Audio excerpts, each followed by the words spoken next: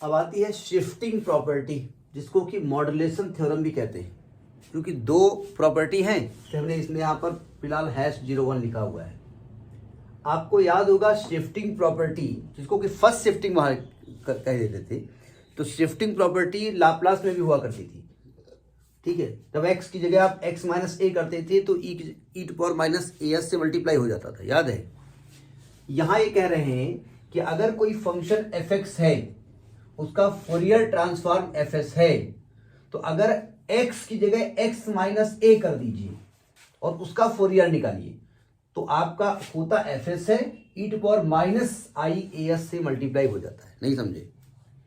If Fourier transform of fx is fs, then Fourier transform of fx minus a is e to power minus as into fs। ये आपका statement है। देखो proof करते हैं, जरा समझिएगा। इसको मॉड्यूलेशन थ्योरम भी कहा जाता है। हम फिलहाल fx माइनस ए का फोरियर निकालने जा रहे हैं, ये अपने आप आना चाहिए। ठीक है, तो पहले हम निकालने जा रहे हैं fx माइनस ए का फोरियर ट्रांसफॉर्म, कैपिटल है। क्या फॉर्मूला होता है? माइनस इन्फिनिटी से प्लस इन्फिनिटी, माइनस इन्फिनिटी से प्लस इन्फिनिटी, मल्टीप्लाई किसे करते हैं? E to power minus I S X into F X minus A D X, यही करते हैं ना।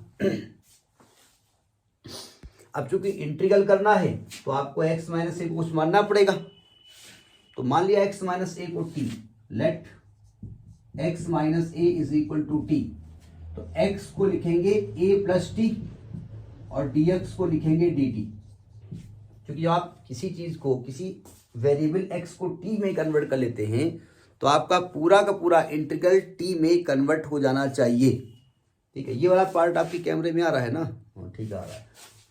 सो इम्प्लाइज, तो आप Fourier of F X minus A निकाल रहे हैं आप, इज इक्वल टू, लिमिट की हम बात कर लेते हैं। अगर x को माइनस इन्फिनिटी लिखोगे तो क्या ये माइनस इन्फिनिटी माइनस ए नहीं हो जाएगा? तो माइनस इन्फिनिटी माइनस ए क्या होता है? वो माइनस इन्फिनिटी रहेगा।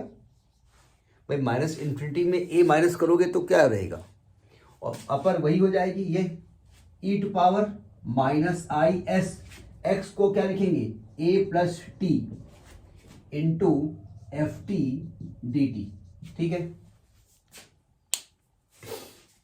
अब देखो चूंकि यहां पर आप t के रेस्पेक्ट में इंटीग्रेट कर रहे हो, ये वाला लाइन हटा दें, यहां पर आप t के रेस्पेक्ट में इंटीग्रेट कर रहे हो, अरे एफ टी डी टी,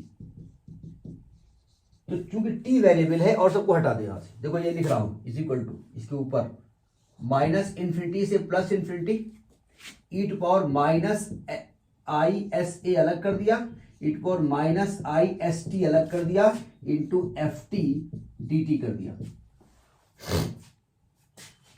चूंकि आप t के रेस्पेक्ट में इंटीग्रेट कर रहे हो और t के अलावा जो भी फंक्शन है वो कांस्टेंट है, तो हम ऐसा करते हैं, e to power minus I S A जो ये वाला है, इसको हमने बाहर निकाल दिया। अंदर क्या बचेगा?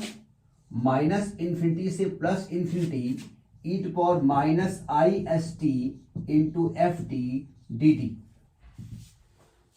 इसको पहचानते हैं आप? इसको छोड़ करके E to power minus I S A अलग कर दो, इसको पहचानते हैं आप? ये एक्चुअली में Fourier transform of F T है या एफ एस लिखा है ना, यही तो एफ एस के टर्म में आएगा ना, यानी ये आ जाएगा E to power minus I S A into F S. ये तो प्रूव करना था आपको। तो ये आपका है शिफ्टिंग प्रॉपर्टी या मॉड्यूलेशन थ्योरम भी इसको कहा जाता है, इन फोरियर ट्रांसफॉर्म, इन फोरियर ट्रांसफॉर्म। क्योंकि शिफ्टिंग प्रॉपर्टी आपकी लाप्लास ट्रांसफॉर्म में भी है। ठीक है, तो ये आपकी एक थ्योरम हुई, नोट करिए इसको।